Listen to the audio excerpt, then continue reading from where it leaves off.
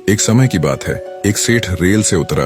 उनके पास सामान ज्यादा था, घर थोड़ी दूर था, तो आसपास किसी कूली किसी मजदूर को देखने लगे। तभी एक मजदूर सेठ को दिखाई दिया तो आवाज देकर उसे बुलाया और कहा, ये सामान है जो मेरे थोड़ी दूर स्थित घर पर लेकर जाना है, बोलो कितने पैसे लोगे। मजदूर आम आदमी नहीं बल्कि कुछ विचित्र था। उसने कहा, साहब पैसे जितने देने हैं दे देना, पर मेरी एक शर्त है। सेठ झुंझला उठा।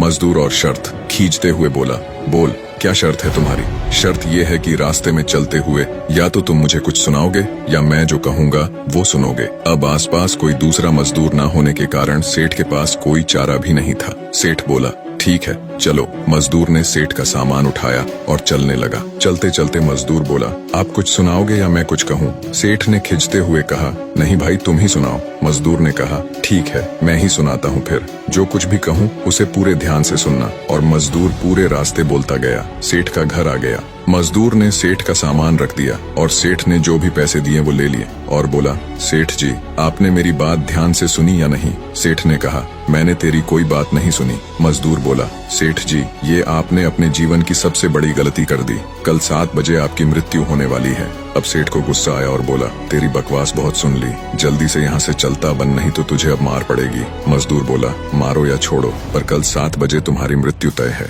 अब सेठ कुछ सीरियस हुआ और बोला, मरना तो सभी को है, अगर मैं कल मरने भी वाला हूँ तो उसमें अब क्या कर सकता हूँ। मजदूर बोला, मरने वाले तो हो आप, इसे तो कोई टाल नहीं सकता, पर तुम अब भी मेरी बात सुन लोगे तो वो तुम्हारे मृत्यु के बाद भी काम आएगी। सेठ बोला, अच्छा सुना, मैं तेरी बात अब पूरे ध्यान से सुनूंगा। मजदूर बोला, मरने के बाद जब तुम ऊपर जाओगे तो तुमसे पूछा जाएगा, पहले तुम पाप का फल भुगतोगे या पुण्य का। तब तुम कहना पाप का फल भुगतना चाहता हूँ, पर साथ साथ पुण्य का फल आंखों से देखना चाहता हूँ। इतना कहकर मजदूर चला गया। अगले दिन ठीक 7 बजे सेठ की मृत्यु हो गई। ऊपर गया तो यमराज ने वही सवाल पूछा, बोल पहले पाप का फल भुगतेगा या पुण्य का। सेठ को मजदूर की बात याद थी तो बोला, मैं पाप का फल भुगतने के लिए तैयार हूँ, पर साथ साथ पुण्य के फल को आंखों से देखना चाहता हूँ। यमराज बोले, ये क्या बात हुई, यहाँ तो बारी बारी तुम्हें अपने कर्म भुगतने पड़ेंगे। सेठ बोला, फिर मुझसे पूछा ही क्यों, अब पूछा है तो उसे पूरा करो। पृथ्वी पर तो अन्याय होता बहुत देखा है, पर यहाँ तो मुझे ये उम्मीद बिल्कुल भी न थी। यमराज सोच में पड़ गया,